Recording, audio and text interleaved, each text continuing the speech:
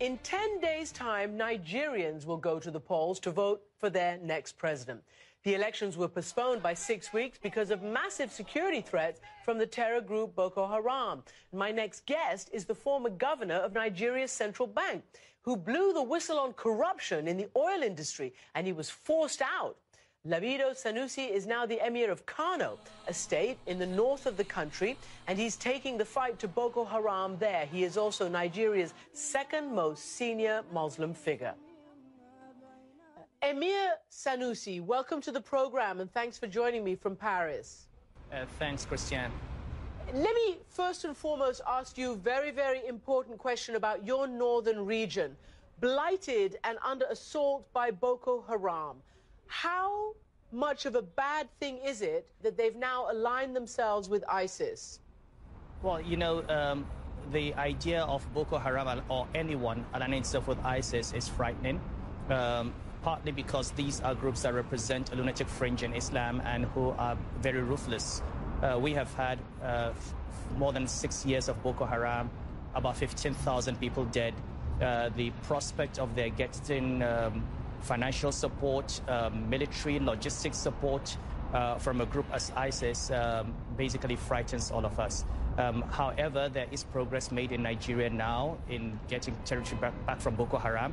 And in a sense, it reflects a weakness. I think the fact that they've been pushed back and ISIS also been pushed back into Tikrit may actually account for some of those declarations. Well, you take hope from these developments. Who is pushing Boko Haram back in your area, in Kano, in the north there? Well, it's largely, at the moment, international armies from Chad, from Niger, from Cameroon in the northeast. There's the Nigerian army, and we hear there are also mercenaries from South Africa. Unfortunately, this is we're paying the price for passivity for 6 years. This is something that should have happened many years ago. But in the last 6 weeks, there has been progress, and we must encourage the state to do that and protect lives and property. You yourself have had your own life threatened because of the way you spoke out against Boko Haram. How safe are you, and can you actually, you know, succeed in your campaign to isolate them and to bring progress to your region? Well, first of all, Christian, if I had a way of knowing, for example, that if Boko Haram took my life, they would stop killing people in Nigeria, I'd gladly give up my life. I have nothing else to live for. I've achieved everything I've wanted to achieve. I think the important thing is for every Muslim leader to speak up and for the Muslims to let the world know that this is not Islam, for the society not to accept them and society not to give them accommodation, for the state to protect the people to the best of its ability, and for genuine grievances to be addressed. We have a very unequal society, vertically and horizontally. There's a lot of poverty. There's a lot of unemployment.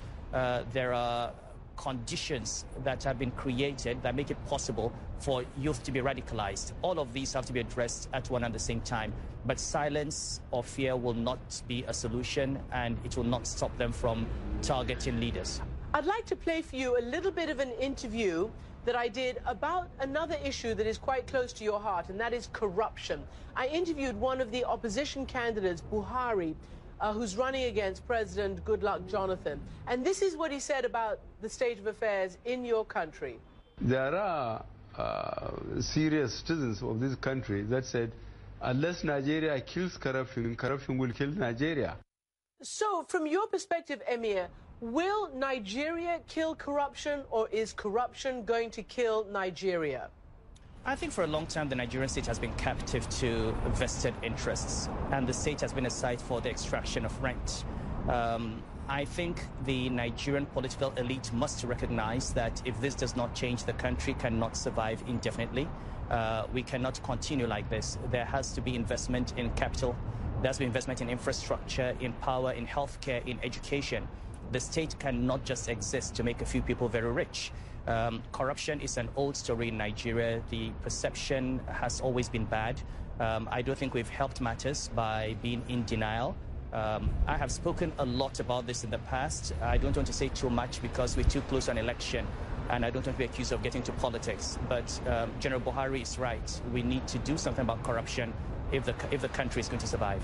Well, I mean, you are pretty much quite uniquely positioned to speak about it. After all, you were ousted from your position as governor of the central bank because of the expose on the mismanagement of the National Petroleum Corporation, apparently misappropriating, according to you, $20 billion in public funds. You know, these are not peanuts. This is whole-scale thievery that obviously affects the development of your country and your people. Is there any hope that this will be changed after an election? Well, you know, my position in the central bank was always that there was this gap of 20 billion between, after reconciliation, between what NNPC exported and what is repatriated to the Federation account. And I raised a number of issues that I think have not yet been discussed and addressed sufficiently. One of them is billions of dollars being paid in kerosene subsidy without appropriation by the National Assembly and against a presidential order, and we don't know who authorized those payments yet. Nobody has owned up to say, I authorized the payments, I made a mistake, it will stop. I think those issues need to be addressed, and until we address them and begin to close all the loopholes in government revenues, we're going to continue to create opportunities for extraction of rent and for the destruction of the economy. Now, it could be 20 billion at the end of the day. After reconciliation, they could account for 10 or 12. I do know that these issues reflect unconstitutional and illegal withholding of revenues from the Federation account. The country is paying the price today. Oil prices crashed. The currency has been devalued. The stock market has collapsed. Government revenues are in very bad shape. Whoever wins, this government or the opposition, will have to deal with these issues. The petroleum sector is a major drain on the resources of the country, and this has to be looked at. Do you think there is a sense, whether this government or another government, that they care about the North, that they will do something to empower and ameliorate their lives so that it doesn't become a recruiting tool for Boko Haram going forward? I think what we need is to have federal, state, and local governments focus on the welfare of the people, focus on growing an economy that will create jobs, and understand that there is a very strong connection between economic deprivation and political violence. Many of these things are not just crazy harebrained ideas. They're born out of political calculation to change economic conditions and create opportunities for some people. And they're also born out of the huge inequalities that we see between the rich and the poor and among different regions of the country. I think whoever is in the federal government must recognize that if these issues are not addressed, he's going to find it very, very difficult to govern. Huge challenges ahead. Emir Lamido, Sanusi of Kano, thank you very much indeed for joining me. Thank you very much, Christian.